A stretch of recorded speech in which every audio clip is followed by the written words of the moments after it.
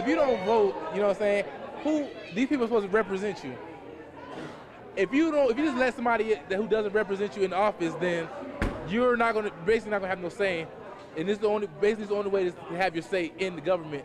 That say is exactly what almost 2,000 students voiced this past Wednesday and Thursday by voting in the annual student government runoff elections. While the original elections had 3 contenders, the runoffs were trimmed down to the top 2, Abraham Cohen and Brianna Bragg. They both had their reasons for running. I'm actually former vice president right now. Tony and I came in and made a lot of change in the past. We restructured it a lot with the new constitution, the ratification of it. We did a lot with the statutes. We want to make sure students know that student government's a resource. It's a happy place to be. It's not a place where we're going to push students away. It's a place where you can come, get job opportunities. We can help you out. It's like a family. It's a home away from home. And Brianna Bragg of the Unity Party. I decided to run because there's some things that need to be changed at this school. And I believe that I'm the student that can do it. We need unity on all the different campuses. How many campuses do we have? 7? I'm pretty sure that's it. And so far there has not been unity on any of those campuses. So we need you to vote, and we need unity among all the campuses to make FAU a stronger place and a whole FAU. The election, however, isn't just T-shirts, flyers, and campaigning. Richard Ferrando, the election chair, explains the process. It starts with what's called a declaration of candidacy period. This is the time period when we allow any student who's interested in running to put in an application for any job description. After the candidates apply for the position, a series of meetings is held to brief them on the rules and regulations. And after that, we really get to work and let the election fire on itself. While campaigning, candidates must hold to certain rules and regulations, dubbed the 300 statutes. These guidelines apply to every candidate running and regulate how campaigns must be operated. The 300 statutes directly specify that you're not allowed to be within 50 feet of any polling station while campaigning.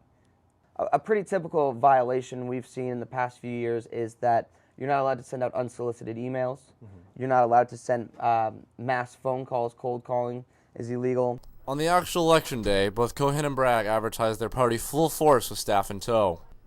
Flyers, balloons, and advertisements lined the breezeway and surrounding areas as hundreds of students were petitioned to vote for the specific parties. In return, students voiced their opinion to Owl TV about who they voted for. I think I'm going to vote Unity today. Really? Why? I think I believe in what they stand for. I've known them both for a while. They're great candidates. Bree's been working as a hard worker. Jared's a hard worker. Rashid's all hard workers, and I've worked with them all. They're amazing people. A large factor in getting students to vote was the accessibility of the voting stations.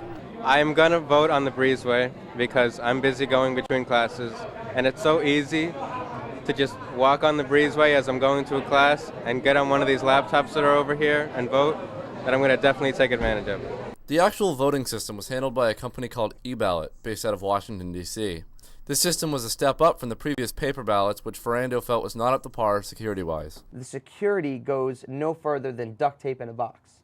So that would make me uncomfortable, so seeing as we have such a big election with so much writing on it.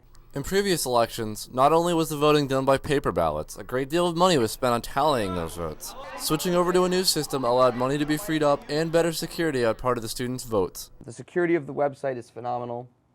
The up-to-date benefits and procedures in which that we can monitor to make sure that the computer system's working right, that the technical aspects are working, and it allows us to really get an idea of how many people are voting, where they're voting from, what times they're voting at, and to really work and improve the elections for future. In the end, even though our system follows that of the United States, elections come down to one thing: popularity. Here's Adam. It truly is a popularity contest. It doesn't matter how much money you spend.